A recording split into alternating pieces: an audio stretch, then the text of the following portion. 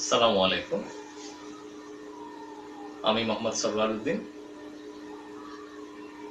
সহকারী অধ্যাপক marketing, Pallabi women degree college, Mirpur, Dhaka.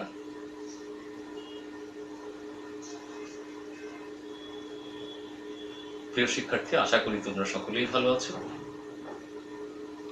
আমিও ইনশাআল্লাহ ভালো আছি। সবাইকে শুভেচ্ছা ও শ্রদ্ধা জানিয়ে আজকের পাঠদান শুরু করছি। একটি কথা না বললেই নয়, আমার এই বিষয়টি অনার্স এবং পাশ কোর্সের, বিশেষ করে প্রথম বর্ষের প্রথম পত্রের জন্য প্রায় একই। সে যাই হোক, আজকে একটি প্রশ্ন নিয়ে আলোচনা করব, the buyer decision of a new product. নতুন পণ্যের ক্ষেত্রে ক্রেতার সিদ্ধান্ত গ্রহণ প্রক্রিয়া। আমরা ভোক্তা আচরণ অধ্যায়টি আলোচনা করছিলাম। বাজারজাতকরণ নীতিমালায় ভোক্তা আচরণ অত্যন্ত একটি গুরুত্বপূর্ণ অধ্যায়। সে যাই হোক, আরেকটি কথা না বললেই নয়, ভোক্তা আচরণ অধ্যায়ে দুটি প্রশ্ন, ভোক্তার ক্রয় সিদ্ধান্ত গ্রহণ প্রক্রিয়া, আরেকটি প্রশ্ন হচ্ছে নতুন পণ্যের ক্ষেত্রে ভোক্তার ক্রয় সিদ্ধান্ত গ্রহণ প্রক্রিয়া। মনে হবে একই, কিন্তু নতুন শব্দটি যোগ করে প্রশ্নটি একেবারেই আলাদা হয়েছে, যার উত্তর পুরোপুরি আলাদা হবে। আমি প্রায় পরীক্ষার খাতায় লক্ষ্য করি যে তোমরা এই প্রশ্নটি যদি আসে, সে দুটির যে কোনো একটি যদি আসে, তোমরা মাঝে মাঝে উল্টো পাল্টা করে ফেলো। অর্থাৎ ভোক্তার ক্রয় সিদ্ধান্তে দিয়ে ফেলো নতুন পণ্যের ক্ষেত্রে ভোক্তার ক্রয় সিদ্ধান্তের যে প্রক্রিয়া সেটি, আবার নতুন পণ্যের ভোক্তার ক্রয় সিদ্ধান্ত প্রক্রিয়ার যে প্রশ্নটি, তার উত্তরে দিয়ে দাও ভোক্তার ক্রয় সিদ্ধান্তের প্রক্রিয়া। এই দুটি প্রশ্ন মনে হয়, আপাত দৃষ্টিতে মনে হয় একই, আসলে তা কিন্তু নয়। তোমরা প্রশ্নগুলি, আমি আবারও বলছি, তোমরা জাতীয় বিশ্ববিদ্যালয়ের সকল প্রশ্নগুলি খুব মনোযোগ দিয়ে লক্ষ্য করবে। আমি একটি কথা না বললেই নয়,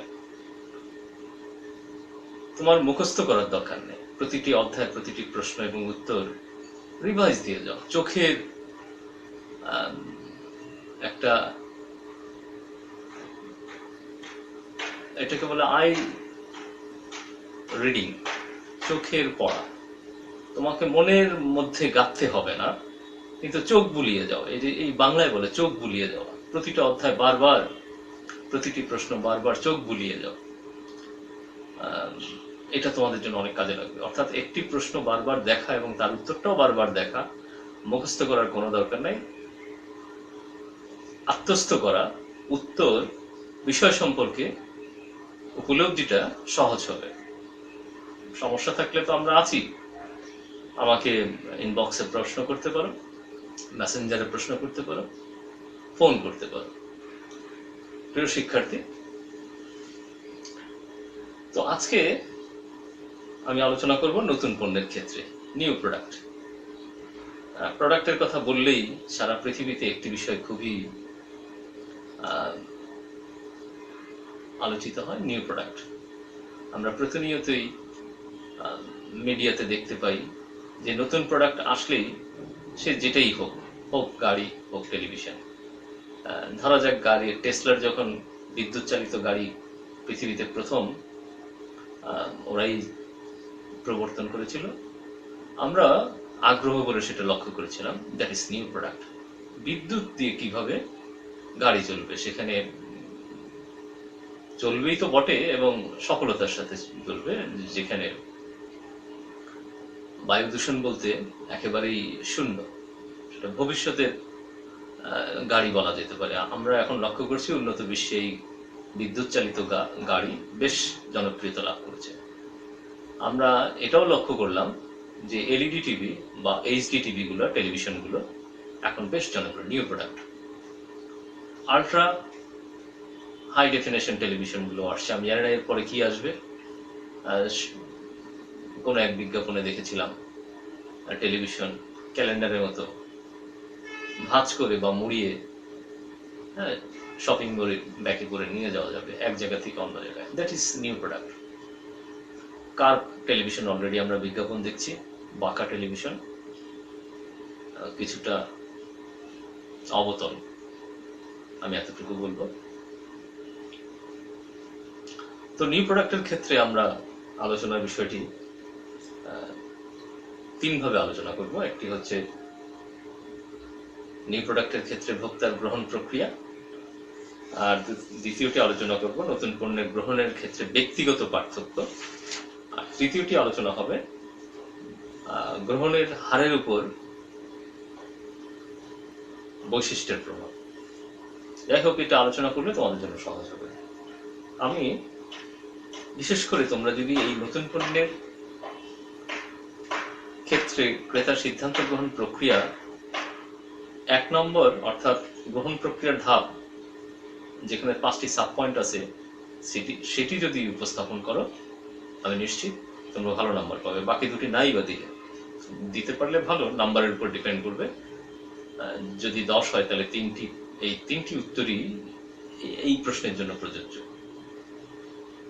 এখন প্রশ্ন হচ্ছে তুমি কতখানি মনে রাখতে পারবে, কতখানি তুমি পরীক্ষার খাতায় লিখবে, এটি একান্তই তোমার ব্যাপার।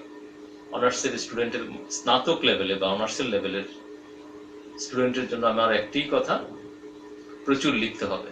যেখানে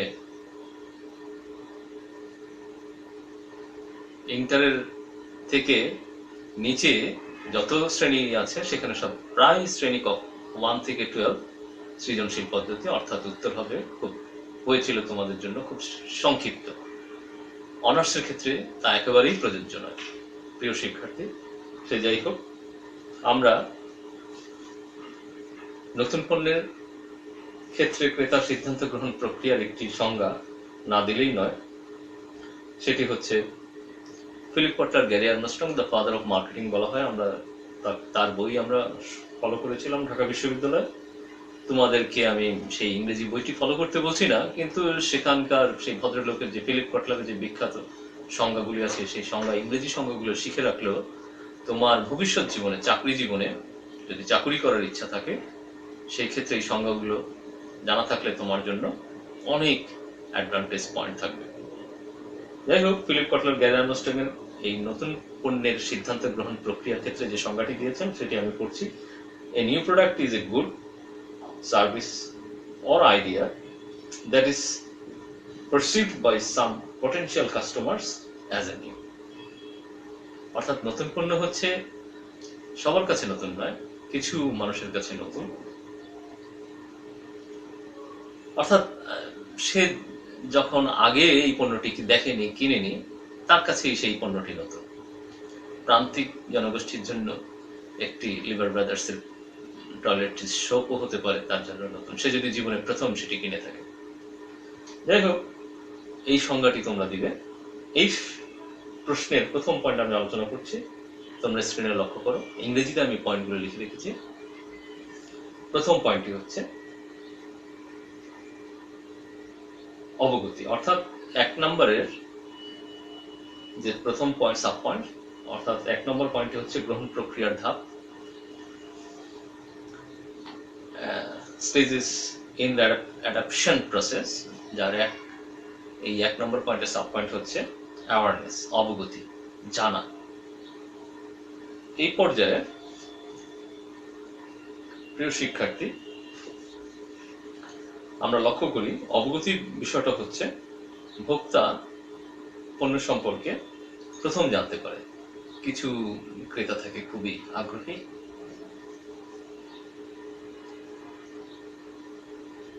সে জানলো এবং সেই ধরনের ক্রেতারা জানা মাত্রই পণ্যটি ক্রয় করল। অর্থাৎ এই নতুন পণ্যের ক্ষেত্রে অবগতির যে বিষয়টি, এই যে গ্রহণ প্রক্রিয়া, ক্রয় নতুন পণ্যের ক্ষেত্রে শুধু জানার কারণেই কিছু ক্রেতা, তারা আমরা ধরেই নেই যে বিত্তশালী, যে কোনোভাবে হোক, মিডিয়ার মাধ্যমে হোক বা অন্য কোনো তথ্য বিজ্ঞাপনের মাধ্যমে হোক, পণ্য সম্পর্কে জানতে পেরেই যখন পণ্যটি ক্রয় করে, এটা একেবারেই অবগতির মাধ্যমে, অর্থাৎ দেখেছে এবং দেখেই কিনে ফেলা। অর্থাৎ এখানে আমি বলতে চাচ্ছি নতুন পণ্যের ক্ষেত্রে সিদ্ধান্ত গ্রহণটা একেবারেই যে চূড়ান্ত হবে তা না, প্রথমে জানবে, অবগতি, অ্যাওয়ারনেস। কিন্তু কিছু ক্রেতা আছে ক্রয় করে ফেলবে, সেটা আমি দ্বিতীয় পয়েন্টে আলোচনা করব। আমি এরপরে অবগতি অর্থাৎ জানার পরে দ্বিতীয় যে সাব পয়েন্ট সেটি হবে ওই নতুন পণ্যের জন্য আগ্রহ, অর্থাৎ দ্বিতীয় পয়েন্ট হচ্ছে আগ্রহ অর্থাৎ ইন্টারেস্ট। নতুন পণ্যের জানার কোনো না কোনো ভাবে জানলো, আগ্রহ। প্রথম পয়েন্ট হচ্ছে অবগতি, দ্বিতীয় পয়েন্ট হচ্ছে আগ্রহ। এই ইন্টারেস্টটা গ্রো করবে। নতুন প্রোডাক্ট আমরা লক্ষ্য করি বিশেষ করে ইয়ং জেনারেশনের ক্ষেত্রে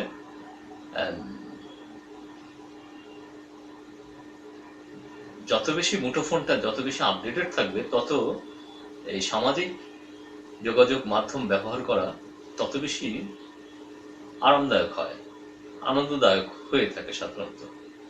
যেমন ধরা যাক, গত ক্লাসে আমি বলেছিলাম যে নতুন প্রোডাক্টের ক্ষেত্রে ওই একই পণ্য যখন বৈশিষ্ট্যগুলো পুরাতন থাকে, নতুন বৈশিষ্ট্য যোগ করার মাধ্যমে একটি প্রোডাক্ট নতুন হতে পারে।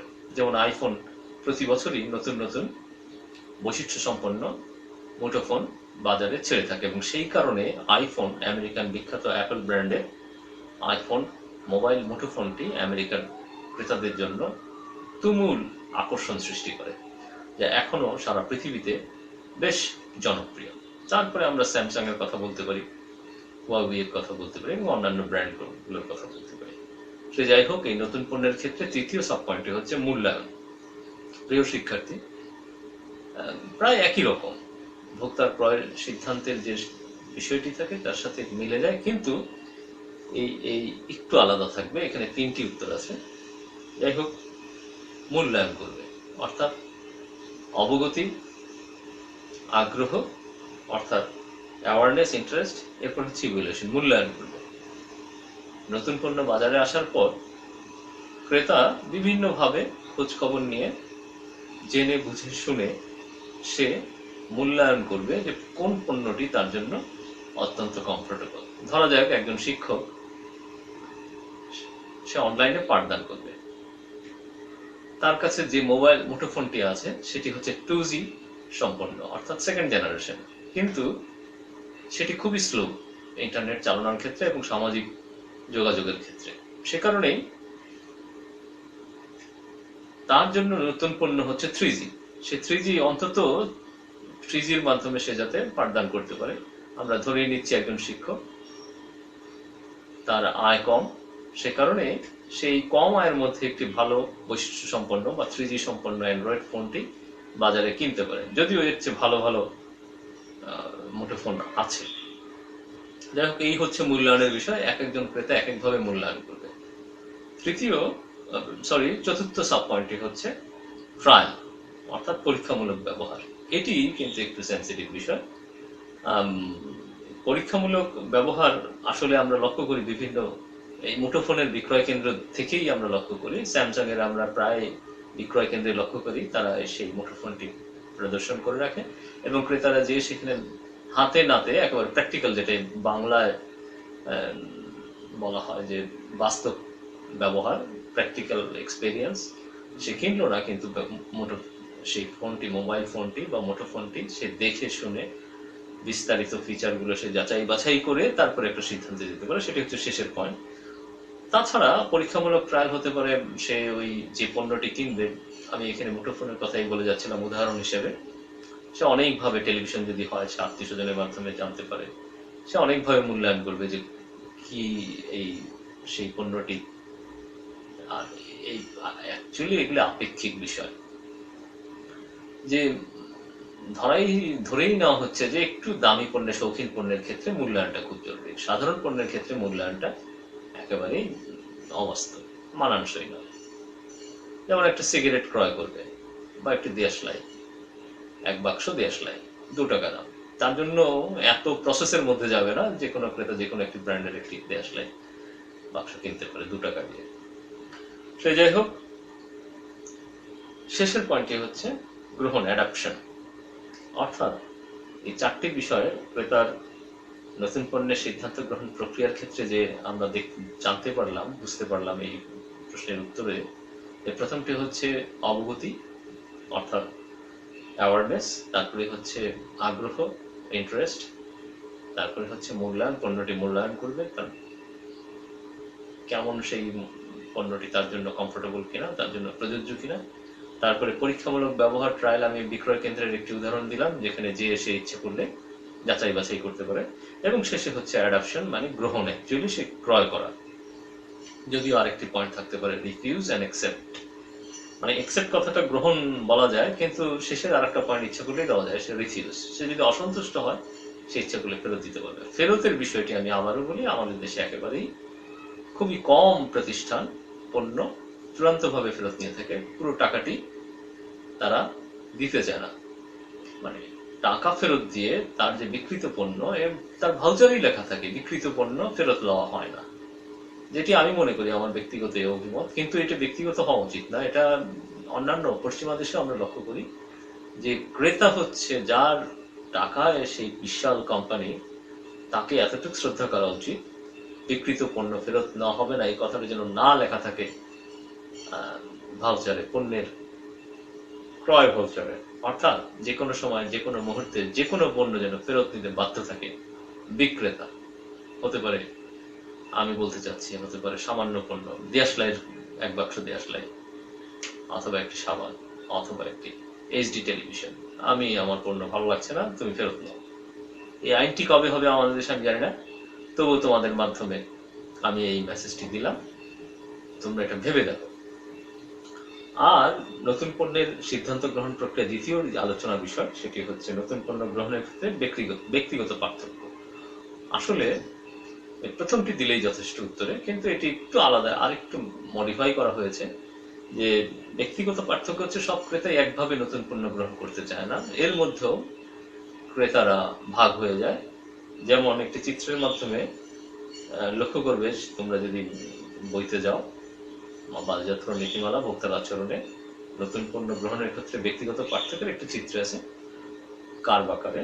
সেটা হচ্ছে প্রথমেই নতুন পণ্যের প্রবর্তনকারী একদল ক্রেতা আছে, খুব কম সংখ্যায়, কম, যারা খুবই উচ্চবিত্তে, তারা প্রবর্তন করে যে কোনো নতুন পণ্য, তাদের কাছে টাকা পয়সা তাদের জন্য কোনো বিষয় না, তারা নতুন পণ্য আশা মাত্রই ক্রয় করে থাকে। আমেরিকান স্ট্যান্ডার্ডে নতুন উদ্ভাবিত পণ্যের গ্রহণের ক্ষেত্রে যে চিত্রে প্রবর্তনকারী যারা আছেন, অর্থাৎ ইনোভেটর, অর্থাৎ নতুন পণ্য আশা মাত্রই কিনে ফেলে, তাদের পার্সেন্টেজ বলতে গেলে 2.5%, এটা আমেরিকান স্ট্যান্ডার্ডের।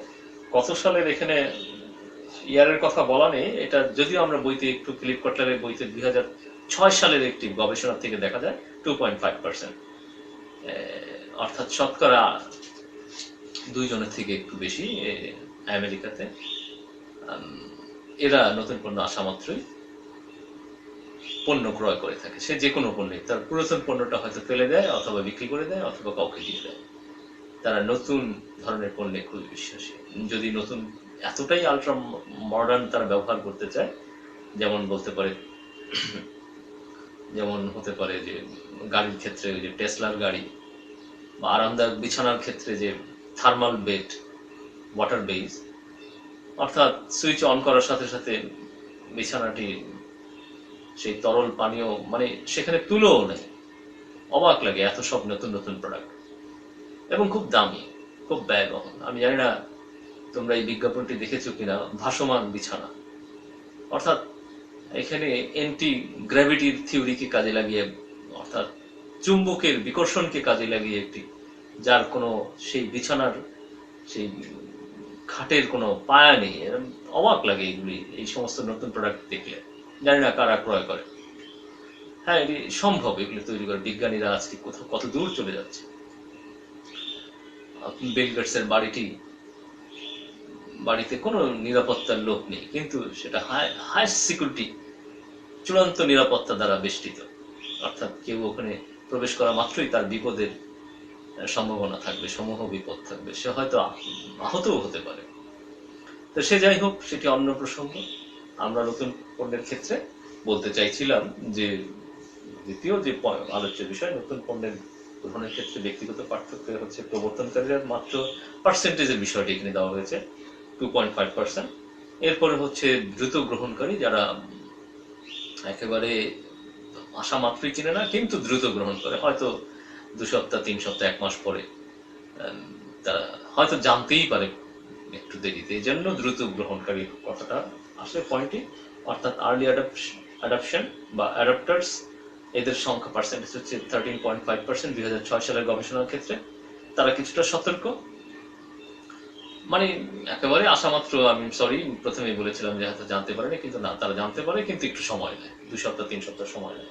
এরপরে হচ্ছে দ্রুত অভিযোজন বা অধিজন, সরি দ্রুত অধিজন হচ্ছে আর্লি মেজরিটি, যাদের আরেকটু সময় নেয় এই নতুন পণ্যের ক্ষেত্রে, তাদের সংখ্যাটা একটু বেশি। তারা জেনে শুনে বুঝে একটু সময় নিয়ে 34%, অর্থাৎ 34% একটু সময় নিয়ে, অর্থাৎ দ্রুত অধিজন আর্লি মেজরিটি, যাদের যে সমস্ত লোকজন থাকে, নতুন পণ্য আসা মাত্রই একটু জেনে আরেকটু সময় নেয়, দ্রুত গ্রহণকারীর চেয়েও বেশি সময় নেয়, এদেরকে বলা হয় যে আর্লি মেজরিটি।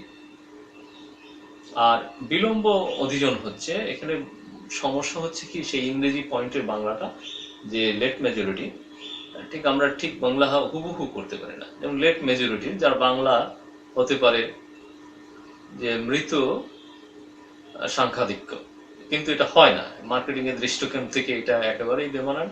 আমরা বলতে পারি বিলম্ব অধিজন, যেটা আমরা হয়তো বাংলা ডিকশনারি থেকেই এই শব্দটি বিভিন্ন যারা অভিজ্ঞ বিদগ্ধ লেখকগণ আছেন তারা এইভাবে পয়েন্টটি উপস্থাপন করেছেন। আমরা আমার বইতে, আমার সামনে যে বইটি আছে, আমরা সেখানে লক্ষ্য করছি বিলম্ব অধিজন মানে লেট মেজরিটি, যারা আরো দেরিতে নতুন পণ্য আসে, খুব তাদের হয়তো, এরা সবাই ধনিক শ্রেণীর, কিন্তু তারা একটু সময় নেবে, এদের সংখ্যাও 34%। অর্থাৎ দ্রুত অভিযোজন এবং বিলম্ব অধিজন প্রায় একই পার্সেন্টেজ। আর ল্যাগার্স হচ্ছে ধীরজ, হচ্ছে এরা নতুন পণ্য আসবে কিনবে কিন্তু সবার শেষে একেবারে জেনে বুঝে চিন্তা ভাবনা করে, এবং এদের সংখ্যা হচ্ছে 16%। অর্থাৎ আলটিমেটলি 100%-এর এইভাবে ভাগ করে আমরা দেখতে পাই যে এই নতুন পণ্য আসা মাত্রই যে ব্যক্তিগত যে পার্থক্য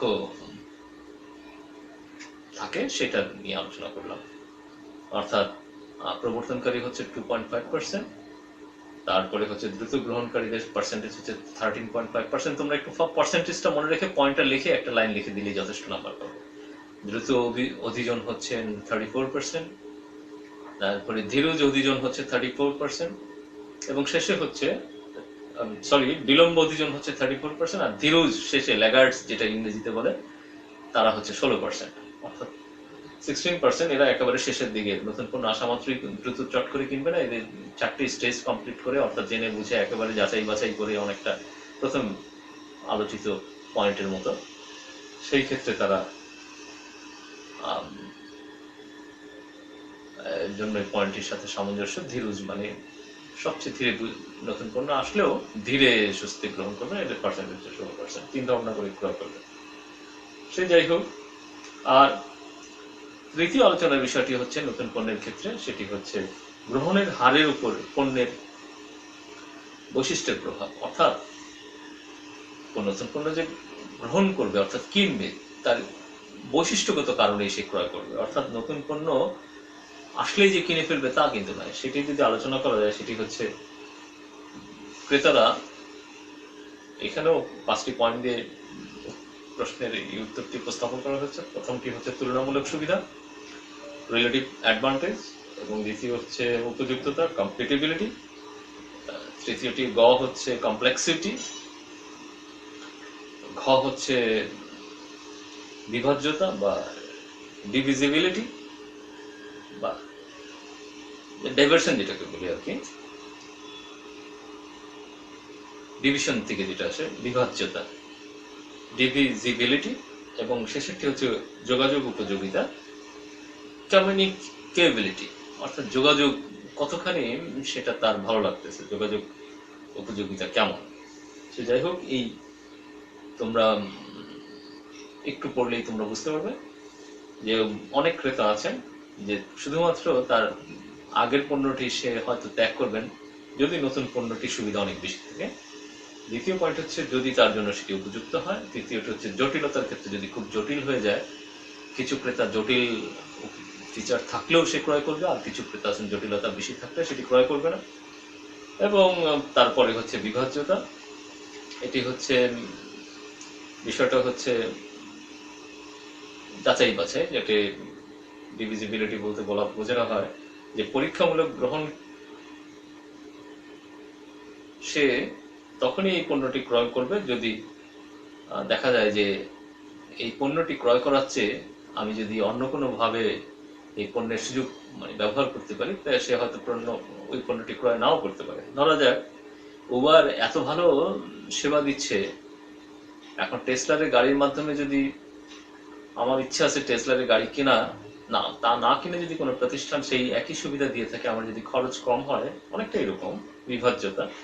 অর্থাৎ পণ্যের আরেকটি বৈশিষ্ট্য তাকে গ্রহণের হারকে প্রভাবিত করে, সেটাই হচ্ছে বিভাজ্যতা। অর্থাৎ পরীক্ষামূলকভাবে সে একটু গ্রহণ করে তারপরে সে ক্রয় করতে পারে। সেই উবারের সেই একই ধরনের পণ্য, একই গাড়ি সে ব্যবহার করে বুঝে শুনে সে হয়তো কিনতে পারে। আর এরপর হচ্ছে যোগাযোগ উপযোগিতা, অর্থাৎ সেই পণ্যটি থেকে ঠিক জেনে বুঝে সেটা সত্যিকার অর্থে তার সেই গাড়িটা কতখানি জ্বালানি সাশ্রয়ী সেটা প্রমাণ করে সে তারপরে সেই পণ্যটি কিনতে পারে। সে যাই হোক, প্রিয় শিক্ষার্থী, এই ছিল আজকের আলোচনার বিষয়। মূলত আমি যেটা বলতে চাচ্ছি সেটা হচ্ছে নতুন পণ্যের ক্ষেত্রে প্রথম যে পয়েন্টটি আছে তোমরা সেটাই দেওয়ার চেষ্টা করবে। সেটি হচ্ছে গ্রহণ প্রক্রিয়ার ধাপ। নতুন পণ্যের ক্ষেত্রে সেটি হচ্ছে যে অবগতি, আগ্রহ, মূল্যায়ন, পরীক্ষামূলক ব্যবহার এবং গ্রহণ। এইটি দিলেই যথেষ্ট। তোমরা যারা খুব ভালো লিখতে চাও তারা বাকি দুটি পয়েন্ট লিখতে পারো। সেটা নাম্বারের উপর ডিপেন্ড করবে। আমি আবারও বলি, যত বেশি নাম্বার তত বেশি উপস্থাপনা, তত বেশি লেখা। ধন্যবাদ।